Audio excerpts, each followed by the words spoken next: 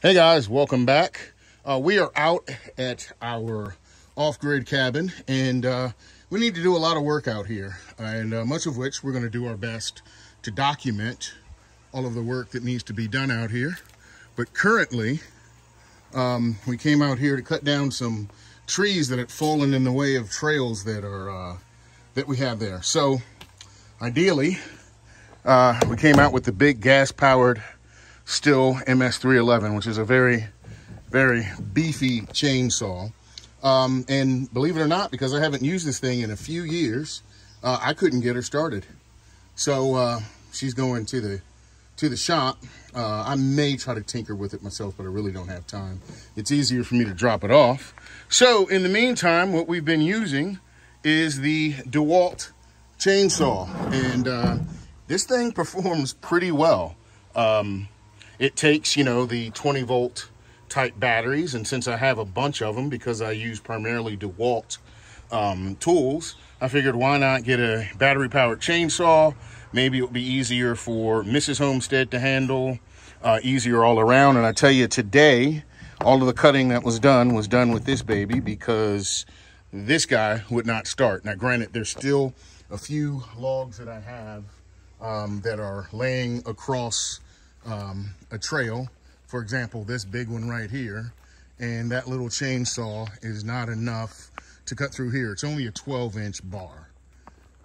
However, we'll get the other chainsaw squared away. We'll get the Stihl working. And I also have a couple of different chains for the DeWalt. I ended up buying an Oregon chain as a possible upgrade to the existing chain, but I have not actually changed it out yet. So right here, bare stock or bone stock, the way this thing comes with the existing chain that comes with it, this thing's a little beast. It's pretty cool. Now, you can't expect too much out of it because it is a battery powered chainsaw.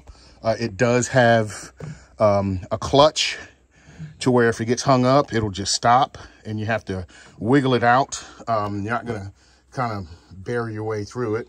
Naturally has an oil reservoir to take chain and bar oil, so that's pretty good. There's a little bit of leakage, but most of them do. If you leave it sit somewhere, like you can see here in the back of the urban assault vehicle, that there is a bit of leakage. But you don't have to worry about gas. You don't have to worry about starting it. I've heard people put longer bars on this. I've heard of some people going up to a 16-inch bar, which would actually work out pretty good. So I may consider upgrading the bar to a 16-inch Oregon bar and going with that, because the only thing that limits me is the size. You know, this is only a 12-incher, so doesn't necessarily handle the big stuff as well to where you need the big honking Stihl. So Stihl's going back to the shop, or to the shop. It's never been to the shop, but it's going back to the shop where I bought it, which thankfully enough is an authorized dealer, and they service all kinds of equipment. And we'll go with that. But for now, the DeWalt is king. And as you see, I'm a bit of a DeWalt fanboy. This isn't all the black and yellow I have, but I'm a DeWalt fanboy. All right, you guys have a good one. Oh, also, it was Blondie's first day coming out to Camp Shady 8. So she was extremely happy, had a hard time trying to keep her out of the pond.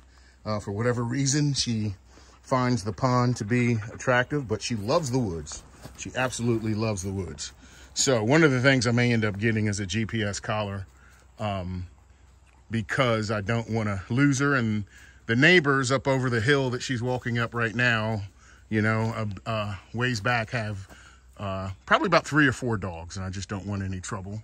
And Blondie's not fixed. She is intact, so definitely probably won't bring her out here when she goes in the heat, just to be on the safe side. All right, you guys have a good one.